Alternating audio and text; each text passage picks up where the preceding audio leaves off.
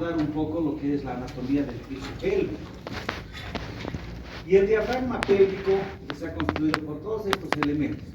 Primero, los orificios naturales que tenemos para la uretra, para la vagina y para el recto. Esos son los tres orificios naturales que se van a ubicar en todo lo que es el diafragma pélvico. Tenemos por adelante el elevador del ano, que está abreviado como LA, a ambos lados, que tienen en la parte media como un zafe medio, que es el que le va a dar la tensión y la firmeza para el momento de contener la orina, que es importante este zafe medio de todos los elementos del elevador del ano. Aquí tenemos el obturador interno. El obturador interno es un músculo que va pegado directamente a toda la pelvis ósea, pero que va a dar una fascia que se constituye el arco tendineo o arco tendinoso, que es al borde externo del oblicuo interno, del obturador interno, perdón, y esto va a constituir el otro elemento de fijación para que los ligamentos, en el momento de la tensión, puedan sedar el esfínter y permitir la continencia normalmente. O sea que hay un zafe medio que es el que va a tensar juntamente con el arco tendineo para hacer la tensión a ambos lados y permitir el momento de elevar la presión abdominal, producir la tensión y va a facilitar el cierre. Más atrás, el cierre va a evitar la fuga, ¿no? Y más atrás tenemos el músculo coxígeo, que es más relacionado a la parte ginecológica, pero tenemos que conocerlo adecuadamente. Todo eso constituye el diafragma pélvico, pero es constituido por músculos. Todos estos también tienen sus aponeurosis que le dan la firmeza y la dureza para toda la continencia de los órganos intrapélvicos, y también ahí de esos ligamentos, o digo, de esas aponeurosis van a salir los ligamentos, que son dos importantísimos que les voy a mostrar más adelante, que son los que constituyen los ligamentos de fijación y de función para la continencia del piso pélvico. El elevador del ano se va a dividir en tres fascículos que son importantes: el pubo rectal, el pubo coxígeo y el ilio coxígeo. Esos tres fascículos constituyen en conjunto el músculo elevador del ano. Cada uno tiene una función diferente, que uno va a ir a funcionar un poco más en el cierre del recto, el coxis también en la parte posterior, y el ilio coxígeo que va a ir a hacer en la parte mucho más posterior. El que va a hacer la parte del recto, la uretra, todo es el pubo rectal en su función.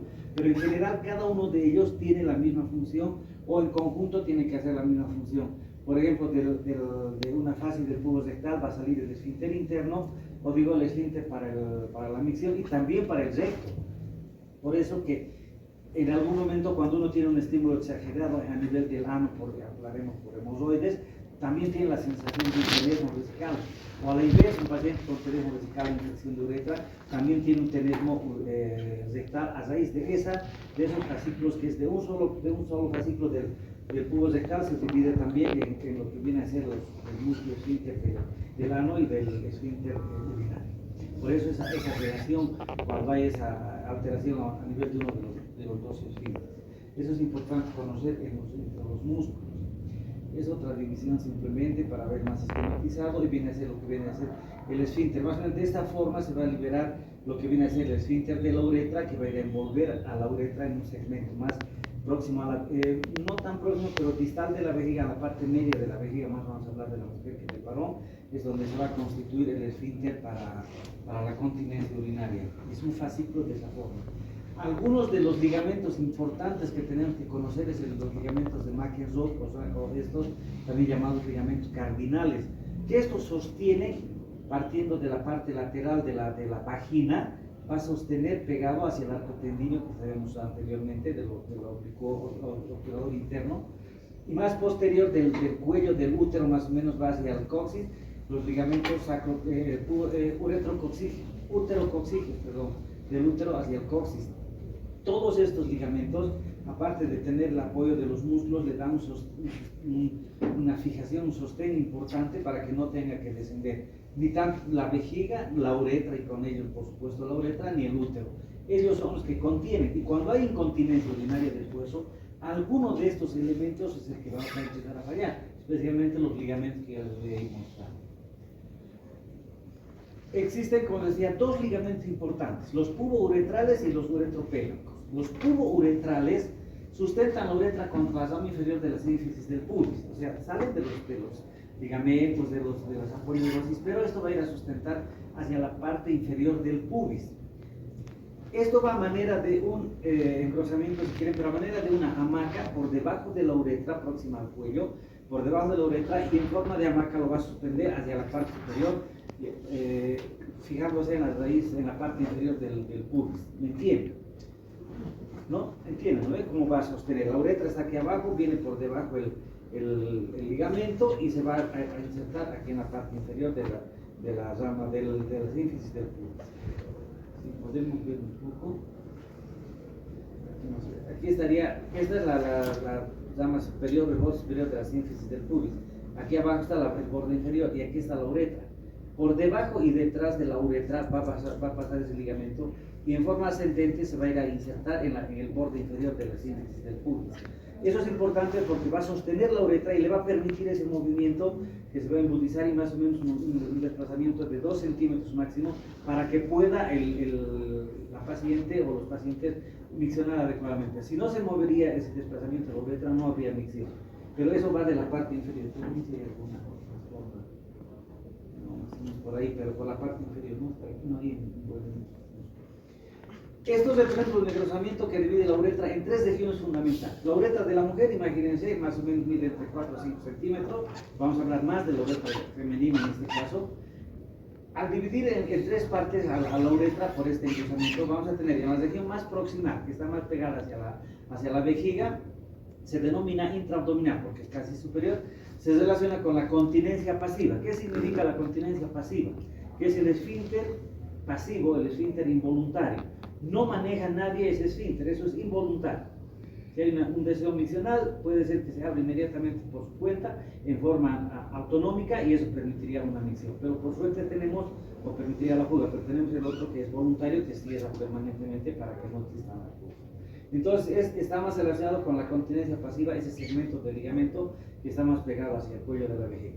Es secundaria a la prevención de variaciones de la presión intraabdominal, actuando conjuntamente con el cuello vesical. Ahí es donde actúa este segmento del ligamento pubo-uretral en la uretra más proximal, pegada a la vejiga.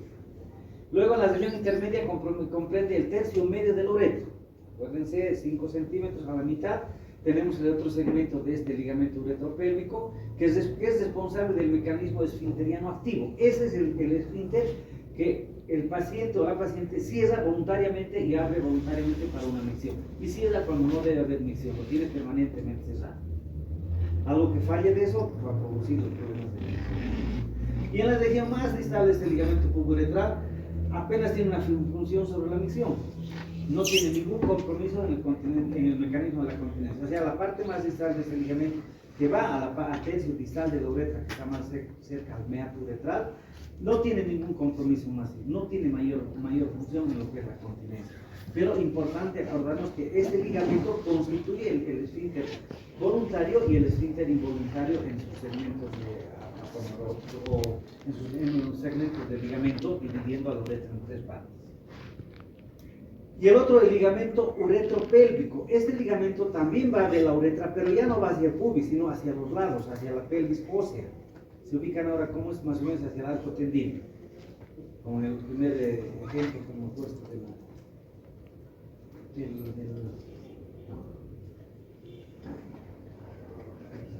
Si esta es la uretra, entonces el primer ligamento viene por aquí abajo, el pubo uretral debajo de la uretra y va hacia el pubis, hacia la rama inferior del pubis. Ahora se entiende.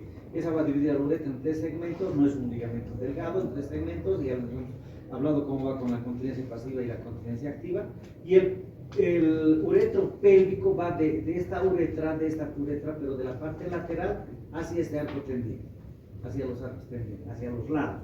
Ya no se abre a manera de hamaca hacia arriba, sino hacia los lados, a manera de alas, si quieren, para mantener. Ese es el responsable del cierre total, porque cuando hay una contracción de estos músculos más este arco tendinoso, va a producir que se cierre inmediatamente la uretra y mantenga la continencia como corresponde sin producir las fugas.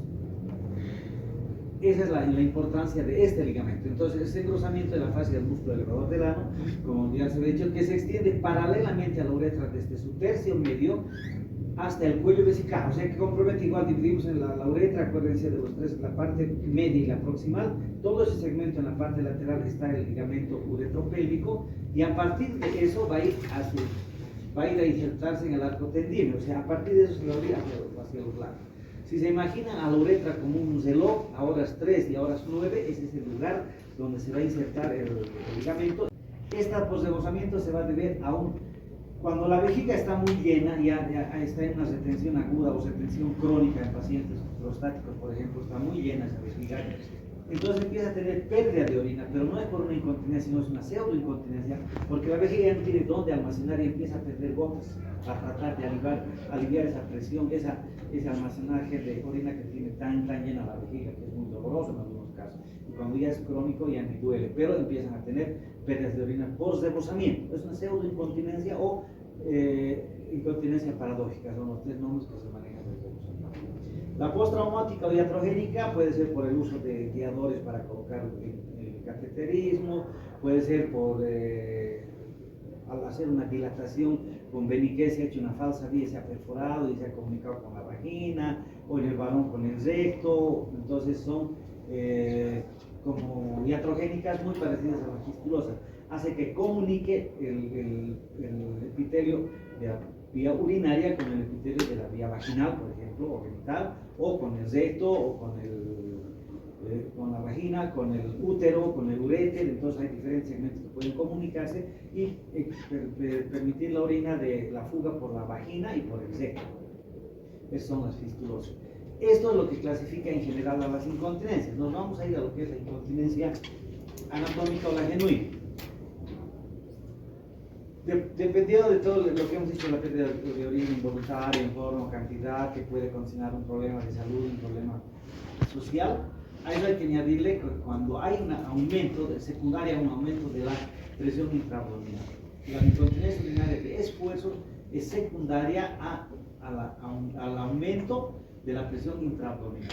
O sea, el toser, el estornudar, el hacer algún tipo de esfuerzo, lo primero que uno hace es aumentar la presión intraabdominal. Esa presión intraabdominal debería ser normalmente retenida con el reflejo de los ligamentos que les he dicho y no permitir la fuga, pero como ya hay alteraciones, puede empezar a producir la pérdida de orina. Esa es la incontinencia urinaria de esfuerzo.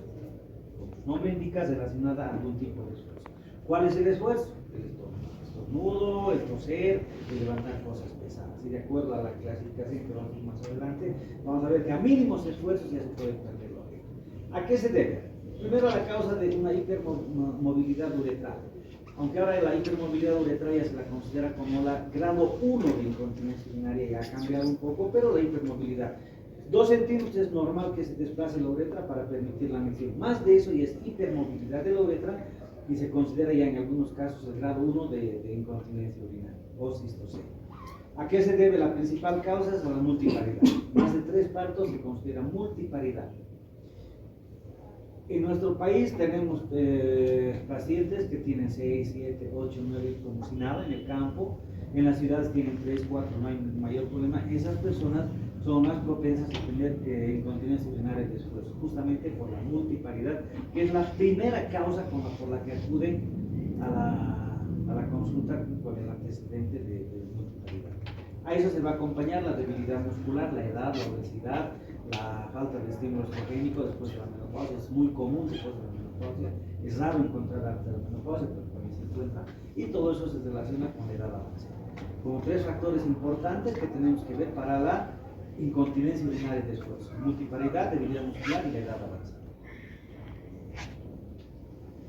La etiología, ¿qué es? La falta de resistencia de los mecanismos de continencia con respecto a la presión abdominal.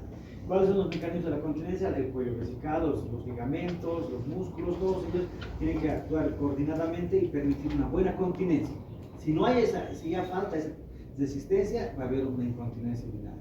El mecanismo de continencia consiste en el cuello, la uretra, cuello vesical, la uretra, el esfínter externo y los soportes musculares y los todo lo que hemos ido hablando tienen que actuar en forma conjunta para evitar la pérdida del orden.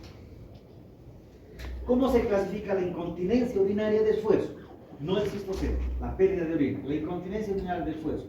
Grado 1 es la incontinencia con grandes esfuerzos. Grado 1, incontinencia a grandes esfuerzos, toser, estornudar, levantar cosas pesadas, ser muy estreñidos y demás cosas, puede llevar a una incontinencia de esfuerzo. El grado 2, que tiene incontinencia a moderados esfuerzos, y el grado 3, que tiene incontinencia a mínimos esfuerzos. Tender una cama es suficiente para que ya el paciente pierda orina. Estar sentado y ponerse de pie, ese es el pequeño esfuerzo que has realizado, ya le va a hacer perder la orina. Entonces se va clasificando a grandes esfuerzos, grado 1, a moderados, grado 2, y a mínimos esfuerzos, grado 3. No se olviden esa clasificación. También se ha hecho una clasificación por Blaivas tratando de llevar lo anatómico con lo funcional. También sirve, nos orienta mucho. El tipo 0, antecedente de incontinencia, pero no es objetivo. En todo caso, para hablar mejor de incontinencia, tenemos que demostrar objetivamente que sí tiene pérdida de orina esa paciente. Y si no es objetiva, se considera, de acuerdo a Blaivas, tipo 0. El tipo 1, que correspondería también a la clasificación de grado 1 a los grandes esfuerzos, corresponde a aquello cuando el cuello y la uretra ya están abiertos, tienen un descenso menor a 2 centímetros y un cistocele mínimo o no tiene cistocele. El cistocele es el descenso de la vejiga. La uretra no está tan descendida, más tiene menor a 2 centímetros de descenso, pero ya puede permitir algún grado de fuga de orina, es el tipo 1. Que en la otra clasificación corresponde al grado 1, que es a grandes esfuerzos. El tipo 2, ahí de la subida a 2, que sería moderados esfuerzos en la otra clasificación. El tipo 2 corresponde a un cuello de uretra ya con un descenso mayor a 2 centímetros, ya es más grande, y hay más hipermovilidad de la uretra, y ya presenta un cistocele, o sea, ya podemos evidenciar al examen físico que hay un cistocele que está protrudiendo a través de la pared anterior de la vagina hacia el introito vaginal, o vencer o salir fuera del introito. Y el 2B, que corresponde al cuello de uretra ya por debajo de la sínfisis del pubis. Cuando ya baja el cuello por debajo de la sínfisis, ya esa, aunque a moderados esfuerzos ya hay pérdida de orina importante, se clasifica en el tipo 2. Y el tipo 3, que correspondería también al otro grado 3, a mínimos esfuerzos, el cuello y la uretra ya están abiertos, aún en reposo, pueden perder orina por eso, a mínimo esfuerzo, están echadas en la cama, con girar de izquierda a derecha, suficiente esfuerzo para que pierdan orina. Ya es casos mucho más severos, más complicados, en lo posible hay que evitar que una paciente llegue a esos extremos, ¿no? Y llegan lamentablemente. Hay que ver, para valorar a estos pacientes, los antecedentes ginecológicos por medio servicio y obstétricos, que es la principal causa de incontinencia urinaria, son problemas ginecológicos o mortalidad. Hay que interrogar acerca del número total de embarazos, los embarazos previos, características de los partos, dificultad, uso de forceps, espátulas, desgarros perineales, cesáreas, antecedentes de intervenciones ginecológicas previas, etc. Todo lo que esté relacionado con ginecología es bueno saber, porque dependiendo de eso vamos a tener la idea de si es incontinencia urinaria de esfuerzo o puede ser una fístula y no incontinencia urinaria de esfuerzo. Por eso es importante hacer una buena anamnesis para analizar. Al hacer el examen físico, la paciente en decúbito dorsal, normalmente deberíamos ver, aunque esto es un poquito protruido la pared posterior de la vagina, normalmente no debería protruir absolutamente nada. Se tiene que hacer un examen que se llama la técnica o el examen de Bonnet. La técnica de Bonnet indica que la paciente primero en decúbito dorsal o en decúbito dorsal en posición ginecológica, en esta posición, debemos explorar, primero que haga un esfuerzo, pedirle simplemente que haga un esfuerzo, no más que observamos, y vemos cuánto va a protruir la pared anterior de la vagina por el introito vaginal. Se va a ver, dependiendo del grado, no importa la cantidad, se ve. Y que haga mayor esfuerzo como toser, estornudar o tratar de levantar el tronco y va a perder orina. Esa es la primera parte de la prueba de Bonnet. La segunda parte se la puede poner a la paciente de pie y el explorador también tiene que hacer la introducción de la mano, de 2 dedos en la vagina, pero los dedos tienen que estar abiertos, no cerrados. Porque si yo introduzco los dedos cerrados a la vagina voy a obstruir la uretra y por más que haga esfuerzo no va a orinar porque yo estoy cerrado. Pero si yo mantengo abiertos los dedos y la uretra pasa por el medio de los dedos y le pido que haga el esfuerzo y aún orina, no es incontinencia urinaria de esfuerzo. Esto es un problema puede ser de esfínter, de cuello vesical, puede ser fístula, lo que sea, lo que quiera. Pero si ha perdido orina, yo he suspendido y al momento mantengo abierta, al momento que le pido que puje la paciente ya no pierde orina, eso es un problema de incontinencia. Tengo que suspender porque ha perdido la capacidad de mantener al cuello y a la vejiga en su posición. Los ligamentos que se he dicho, el cubo uretral y el uretro. Esos son los básicos. Entonces, si suspendo, me sale que es Bonnet positivo, el paciente puede ser operado. Pero si aún es suspendido todo y sigue perdiendo orina, la operación no va a servir de nada, porque si suspendo, igual va a seguir perdiendo orina porque la causa es otra. Eso ya hay que analizar adecuadamente. Se puede hacer en la segunda parte con la paciente de pie, con los pies abiertos, o para hacer un examen, aunque es bastante incómodo, o en posición de echado, hace el mismo esfuerzo que ha hecho al principio y se ve si pierde o no pierde orina. Al hacer la exploración, esto vemos cómo está saliendo al esfuerzo toda la pared anterior de la vagina. Empuja la pared anterior y llega antes del introito grado 1, más de 2 centímetros. Al introito ya es grado 2, pero de cistocele no incontinencia. Ahorita vamos a ver la clasificación. Y cuando ya sale afuera, más del introito es grado 3, cuando ya se lo ve plenamente exteriorizado es grado 4. Esa es la clasificación del cistocele, o sea, del descenso de vejiga. La otra es la clasificación de la incontinencia urinaria, acompañada de otras dos letras. Para no confundir, pero tienen que saber asociar ambas clasificaciones. Al hacer un examen físico hay que hacer desde un examen abdominal, cómo está la vejiga, palpable, no palpable, cómo está la vagina, tiene o no este tipo de prolapsos, o no tiene anteriores, de posterior, mínima por suerte, a veces hay grandes, también posterior hay que separar por cirugía. Casos neurológicos hay que ver cómo está el tono del esfínter anal, si hace un tacto, se puede valorar la sensibilidad perineal, reflejo, se puede pellizcar el clítoris si quieren y va a haber un reflejo inmediato. En el varón hay que apretar el octógono cavernoso, también hay un reflejo para ver que sea íntegro y tenga buena respuesta del esfínter, eso es importante. Al pedirle que tosa, al toser todo el mundo lo primero que hace es cesar el esfínter y tose, si no tendríamos pérdidas masivas de todo lo que quiera. Entonces normalmente uno para toser cierra, diga al paciente cuando estamos haciendo el tacto que tosa, lo primero que vamos a sentir que va a cerrar el esfínter y luego va a toser. Es un buen reflejo, hay que valorar eso. Y ahí vemos la contracción del piso pélvico, como cierra, le pedimos que apriete nuestro dedo con el esfínter, entonces quiere decir que la musculatura está con buen tono y va a poder facilitar todo el examen que se va a hacer. Y lo que les iba adelantando, la incontinencia urinaria para el prolapso, o sea, para el cistocele ya la clasifica de otra forma, en 4 grados, ¿no? Como se le dicho. El grado 1 es el prolapso cuando no protruye a través de la vagina. Es mínimo, casi nada no se ve, eso máximo se considera que es la vejiga hipermóvil, se mueve apenas y lo que corresponde al movimiento.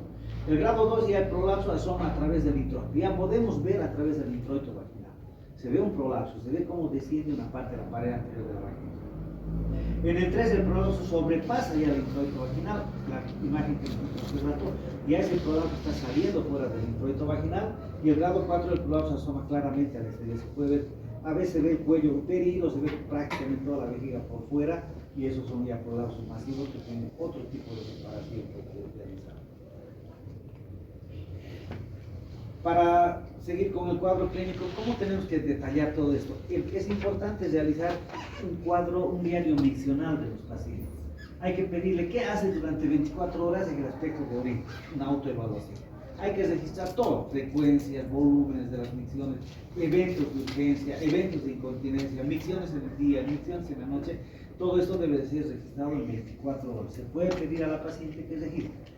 Desde las 8 de la mañana hasta cuánto ha tomado de líquido, cada que toma nota, cuánto, ha ido al baño cuántas veces, ha orinado, ha perdido orina, cuántas veces, cuánto, aproximado cuánto. Entonces, todo nos tiene que describir para poder determinar si realmente y hacer que sea evidente para nosotros si existe o no existe pérdida de orina. Es importante ver ese antecedente mencionado.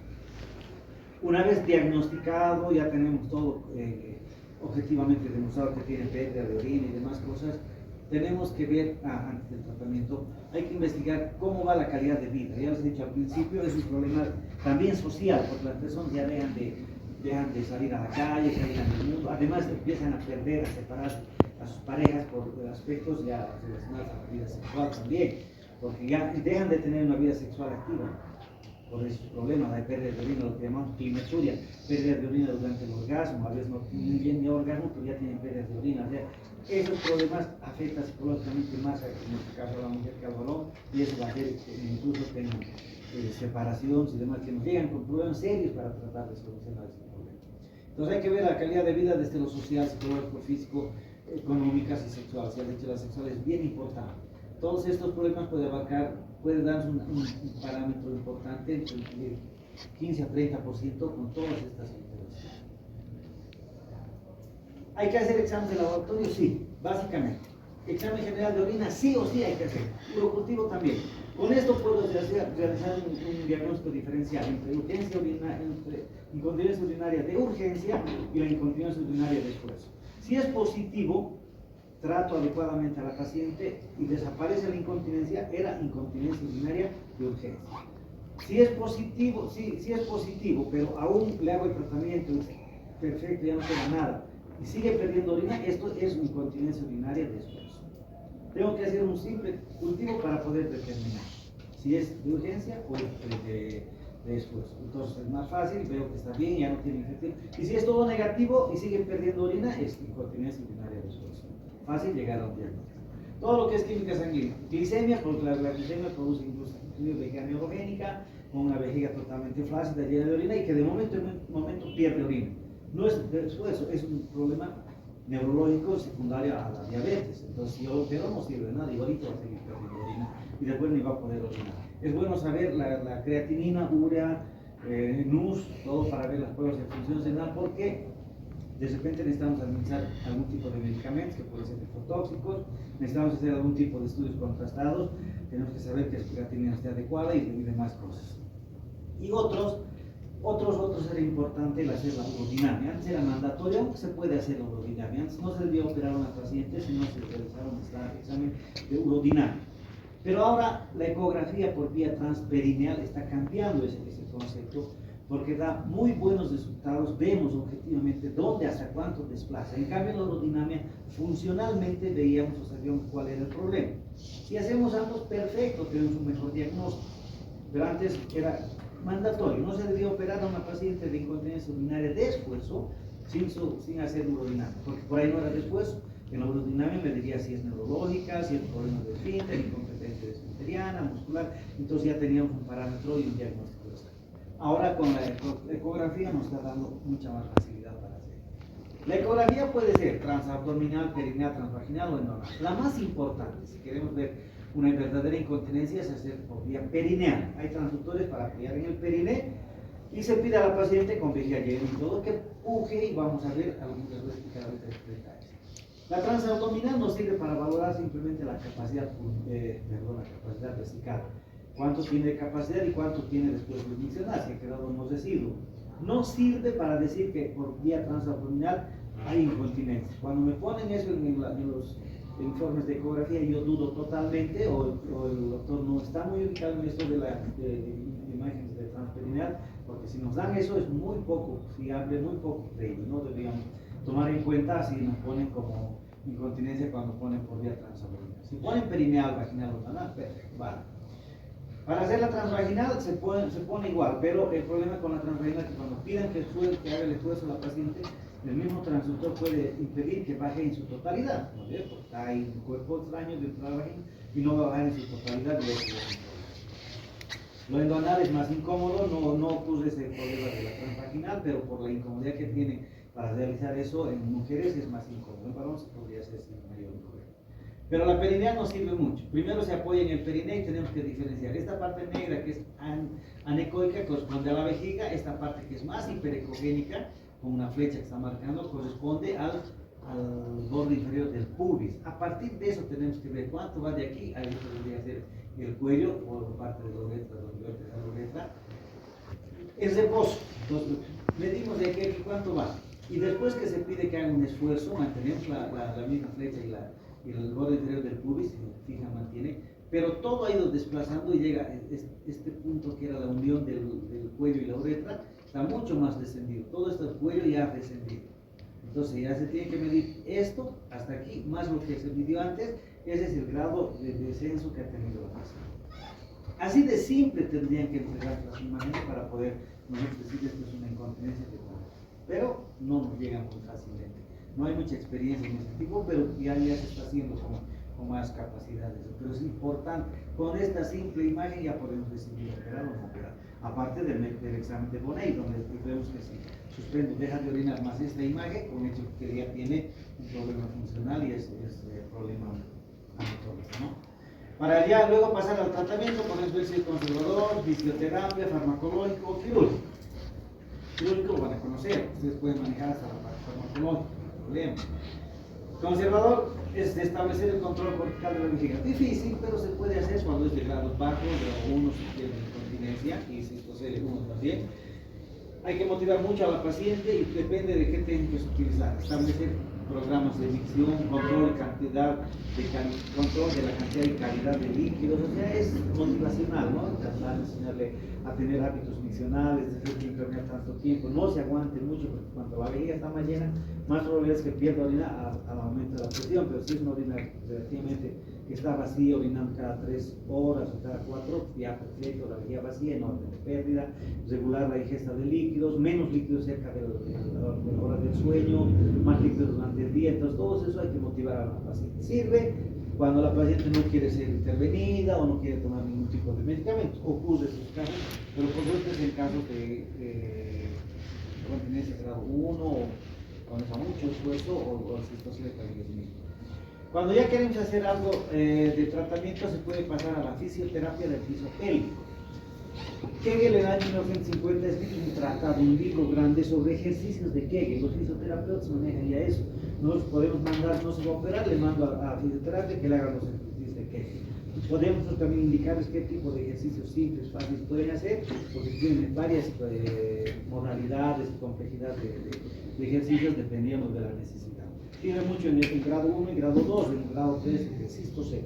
Grado 3 y grado 4 no es tan útil ya hacer los ejercicios de Kegel. Esto tiene la finalidad de fortalecer los músculos del piso pélvico, útil en pacientes con incontinencia de grado 1 a 2 y una duración de 5 segundos. ¿A qué se debe? Que cada ejercicio debe durar 5 segundos. Contraer el esfínter y no orinarse. Está orinando, aguante, corte, 5 segundos y vuelve a orinar. Es una terapia de 5 segundos. No puede ser más porque lo va a agotar el músculo y después va a terminar con dolores musculares y no va a tener ni buena continencia o va a quedar con una retención permanente. No permanente, sino temporal, ¿no?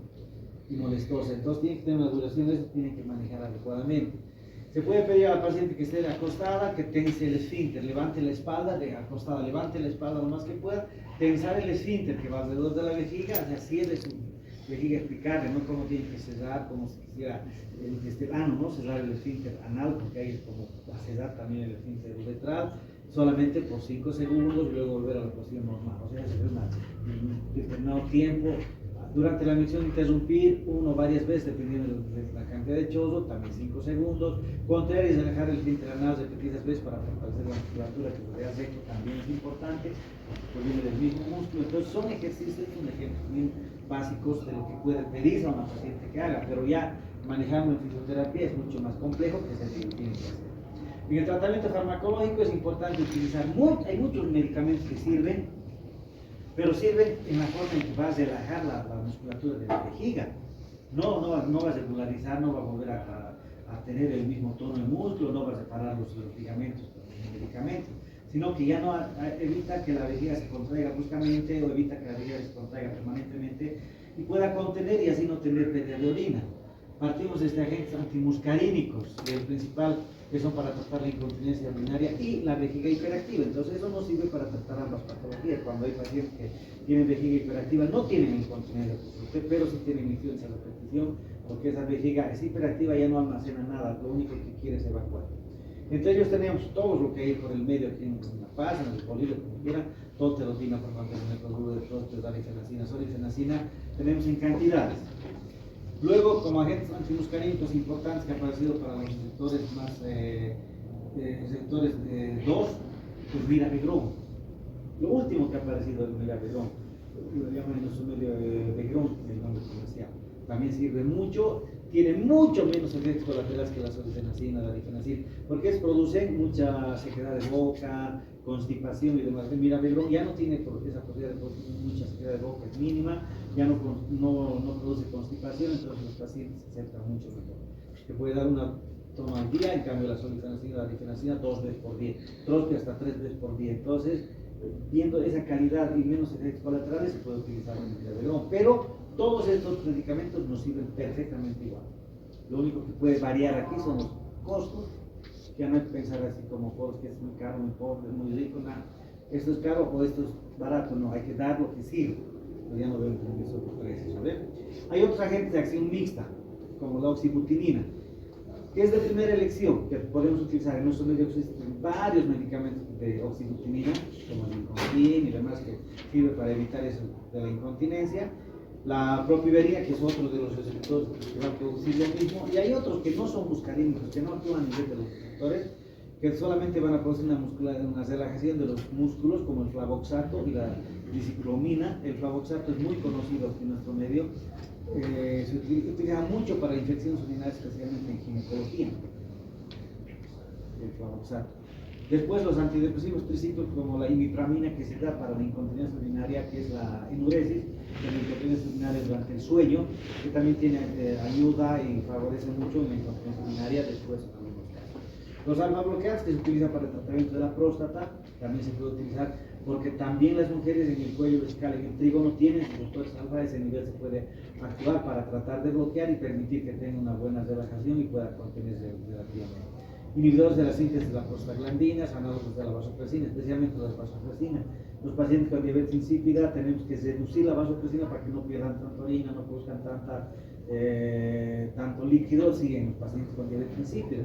Pero el paciente normalmente, si le damos análogos de la vasopresina en la noche, duermen tranquilos y su vejiga no va a estar llenándose tanto y no va a tener pérdida de orina. Sirve todos dependiendo de cómo utilizar, cuándo utilizar y en qué momento o en qué paciente. No en todos va a ser lo mismo, ¿no? En el tratamiento quirúrgico tenemos que ver cuando ya no sirve ninguna de las otras propuestas, ya sea fisioterapia, tratamiento farmacológico, el conservador, lo que quieran, ya no sirve. Entonces tenemos que ver la posibilidad de un tratamiento quirúrgico. ¿Qué vamos a hacer? La premisa es elegir individualmente para cada paciente. O sea, no hay una cirugía, qué linda, hay hartas cirugías después, muchas cirugías. Pero como hay tantas cirugías, por eso que no todas tienen el efecto más deseado.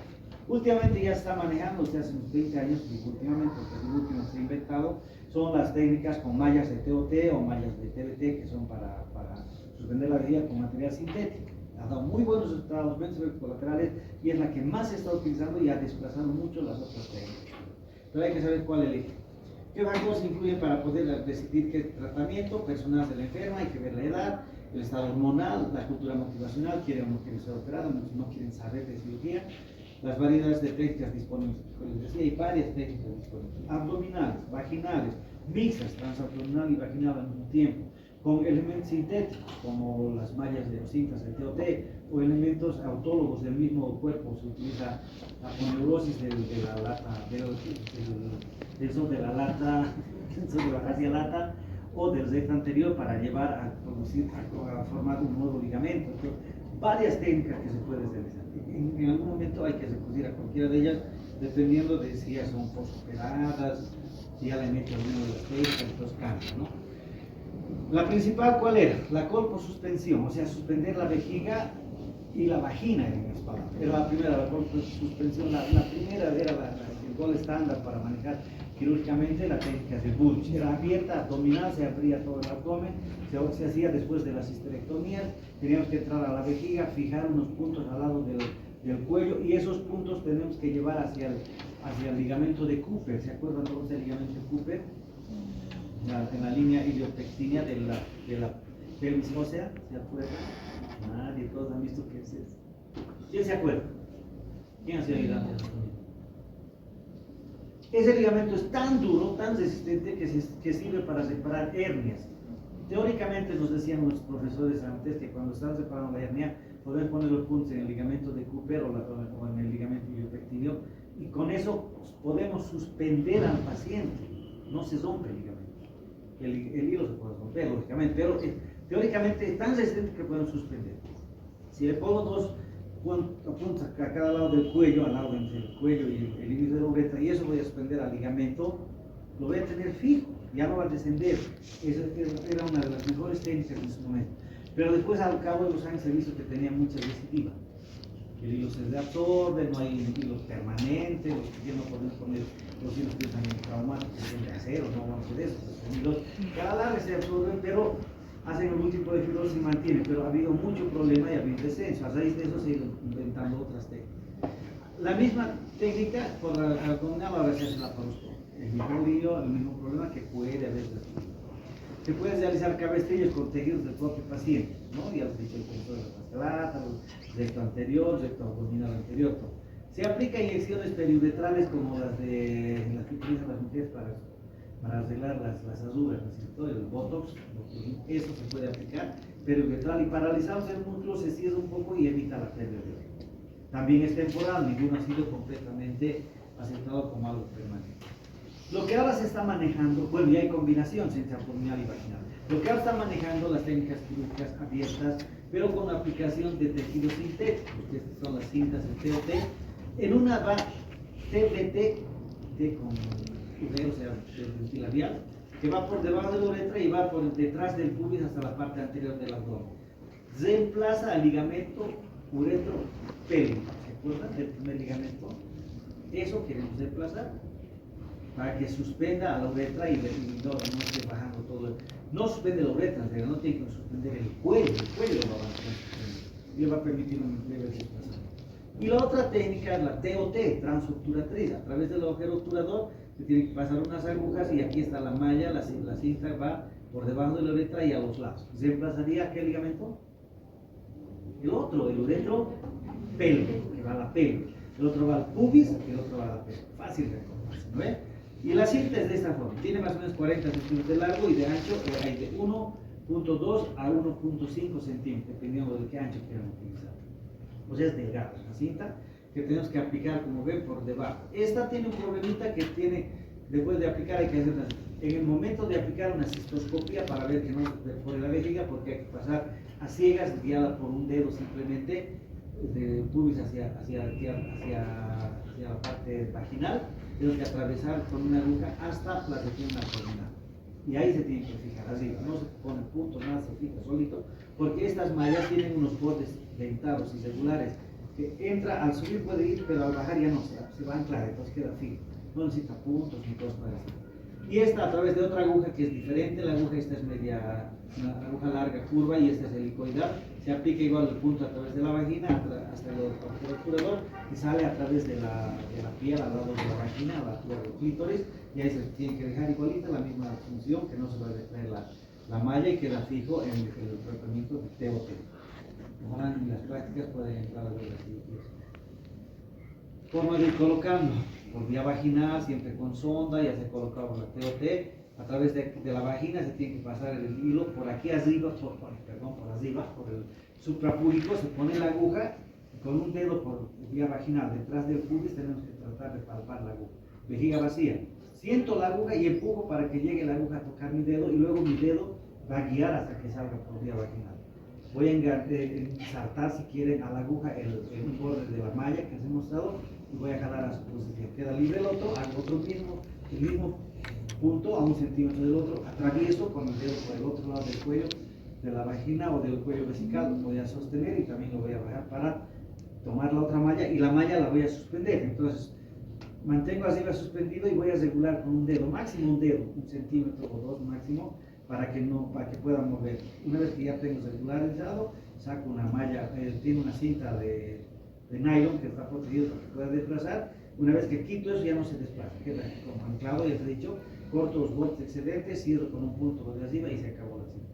Pero antes, en el transcurso, tengo que hacer cistoscopia porque al pasar podemos atravesar la vejiga y imagínense dejar una malla en vejiga, este paciente va a tener problemas todo el día. Entonces hay que evitar eso.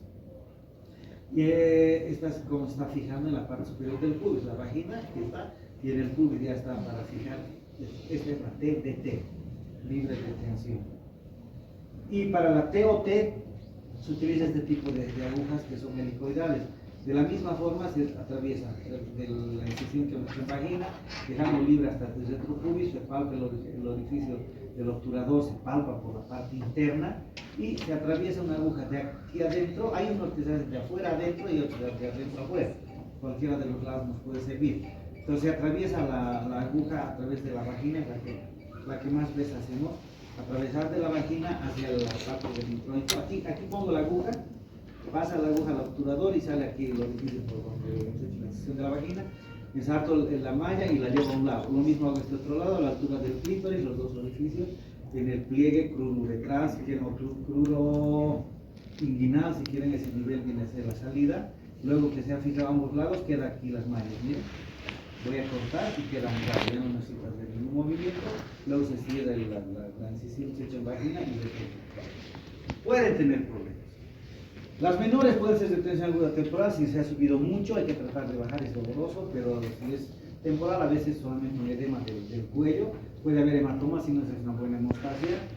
Perforación vesical sería lo peor para nosotros, pero sí puede ocurrir, no debería ocurrir, pero por eso hay que tener cuidado con la cistoscopía.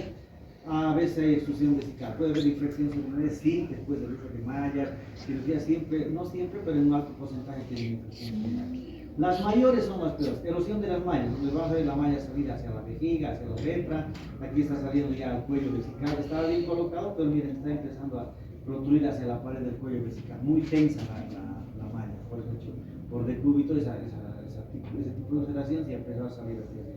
Lesiones vasculares o neurológicas al hacer el paso por el agujero obturador, hay que acordarse que el más cercano a esa escotadura que tiene el agujero obturador es el nervio, luego viene la vena y la arteria. Entonces, cuanto más me aleje de eso, evito el daño vascular o neurológico. Lesiones intestinales, porque hay una técnica que hay que introducir de esta forma en las agujas y luego recién girar para pasar hacia el fin de la vagina que está abierto, pero en ese momento pueden jalar muy poco se ha descrito, pero se puede jalar parte del intestino. Para eso la paciente está preparada, adecuadamente posicionada, con los pies más elevados para que no tenga descensos más, el descenso de los intestinos, todo nos facilita el paso. Y alteraciones en el vaciamiento, o pues dependiendo del grado de tensión que vayamos a hacer. Espero que esas técnicas las vean. Cuando están rotando, hay cirugías que entran, se usan, porque da pena, pero no entran. Esto entra hasta mañana, no han hecho nada.